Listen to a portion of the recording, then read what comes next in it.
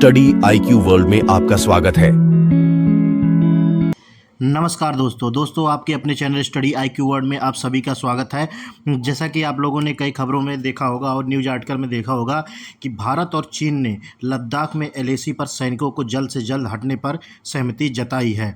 मैं इससे पहले आर्टिकल में आगे कुछ बढ़ूं, एक जो है मैं आपको अपनी तरफ से बताना चाहता हूं कि कल के वीडियो में मैंने आपको बताया था कि अभी हाल फिलहाल में मेडिकल इमरजेंसी की वजह से आगे कुछ वीडियो नहीं आ पाएंगी। तो मैं आपको ये बता दूं कि अभी वो जो है सर्जरी जो होनी थी अभी वो पेंडिंग मतलब टल गई है। तो आगे जो है मैं अभी आप सभी के लिए डेली वीडियोज़ लाता रहूँगा। और आज थोड़ी सी गले में खराश होने की वजह से अगर आवाज़ में कोई दिक्कत आती है या किसी प्रकार की आपको अड़चन होती है तो उसके लिए मैं आप सभी से माफ़ी मांगता हूं। तो चलिए शुरू करते हैं इस आर्टिकल के बारे में और जानते हैं कि भारत और चीन जो है अपने अपने सैनिकों को हटाने पर राजी हो गए हैं। क्या कारण है चीन का, और चीन इस समय क्यों थोड़ी सी नरमी बरत रहा है भारत के प्रति। तो इन सभी चीज़ों के बारे में इस वीडियो में हम लोग डिटेल से बात करेंगे। साथ ही साथ इसके बारे में हम आपको और भी बहुत कुछ जानकारियाँ देंगे। तो चलिए शुरू करते हैं। लेकिन शुरू करने से पहले आप लोगों से मेरा निवेदन है कि मेरे स्टडी आईक्यू वर्ल्ड चैनल पर अगर आप लोग नए आए हैं तो प्लीज़ चैनल को सब्सक्राइब करके बेल आइकन पर क्लिक कर दीजिए ताकि आप सभी को नियमित तरीके से आपको आपकी वीडियो मिलती रहे। इस चैनल पर आप सभी को बहुत कुछ जानने को मिलेगा।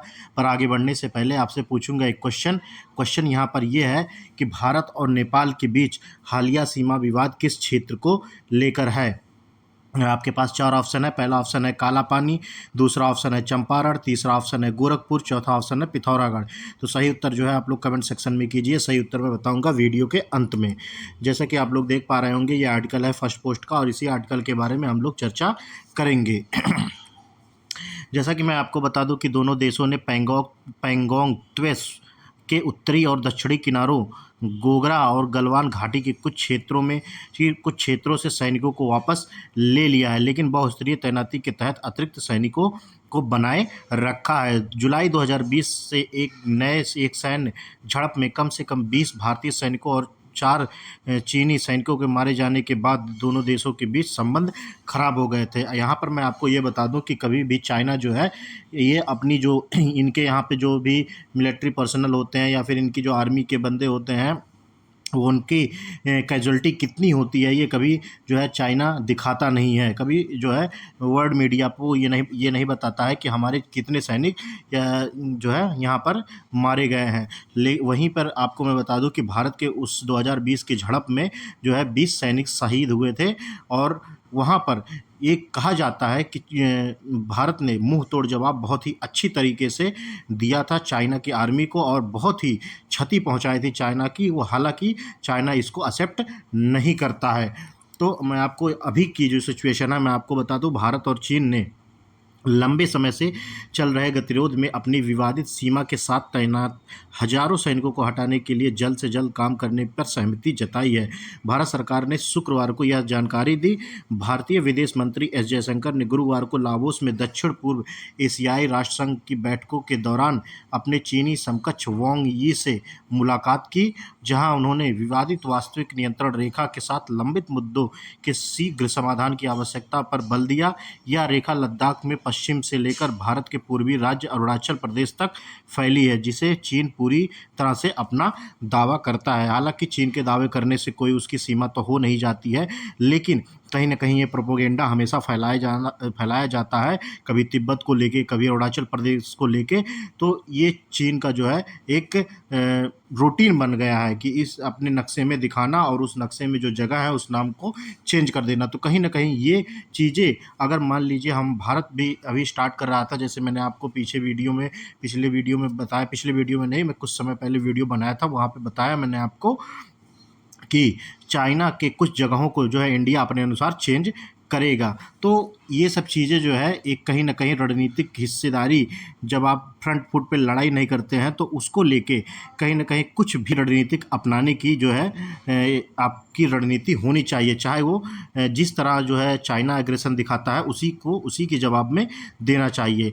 जुलाई 2020 में एक सैन्य झड़प के बाद दोनों देशों के बीच संबंध बिगड़ गए, जिससे कम से कम 20 भारतीय सैनिक और 4 चीनी सैनिक मारे गए थे। यह झड़प रग्ड माउंटेन्स एरिया में लंबे समय तक चलने वाले गतिरोध में बदल गई। गई, जहां दोनों पक्षों ने तोपों, टैंक और लड़ाकू विमानों के साथ हजारों सैन्यकर्मियों को तैनात किया गया था। आपको मैं बता दूं कि 2020 की जो सिचुएशन थी वो कहीं न कहीं बहुत ही खराब हो गई थी।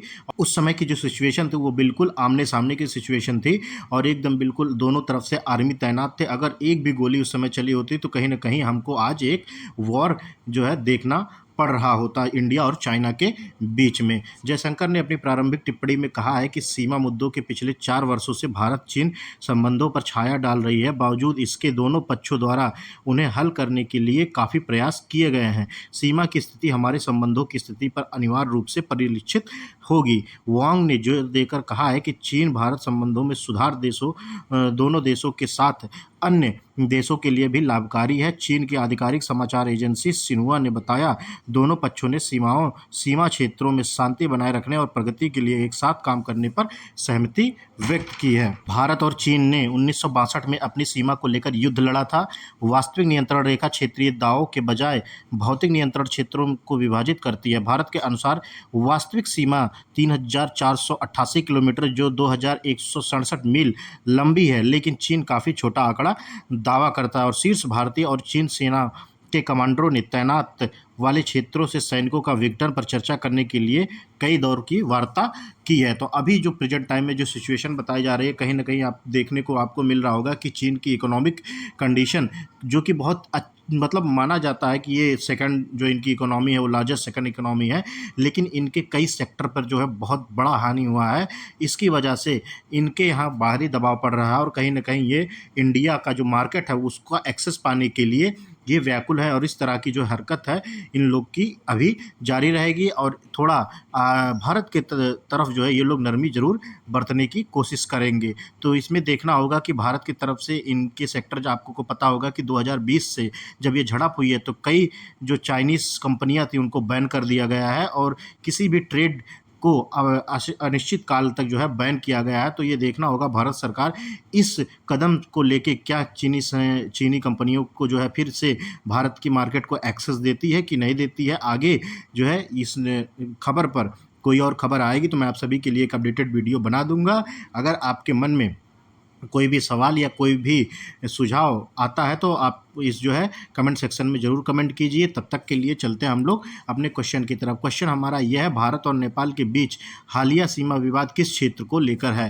तो इसका फर्स्ट आंसर हो जाएगा आप में इसका ऑप्शन हो जाएगा फर्स्ट, ऑप्शन नंबर फर्स्ट काला पानी राइट आंसर हो जाएगा। ऑप्शन नंबर फर्स्ट काला पानी में जो एक सड़क है जो है उसी को लेके एक विवाद है भारत और नेपाल के बीच में, हालिया जो विवाद हुआ था। तो इसी नोट के साथ इस वीडियो का अंत करते हैं और आप सभी से मेरा निवेदन है, मेरे स्टडी IQ वर्ड चैनल को सब्सक्राइब करें, लाइक करें और अपने दोस्तों के साथ शेयर कीजिए। तब तक के लिए आप सभी को मेरा नमस्कार। जय हिंद, जय भारत।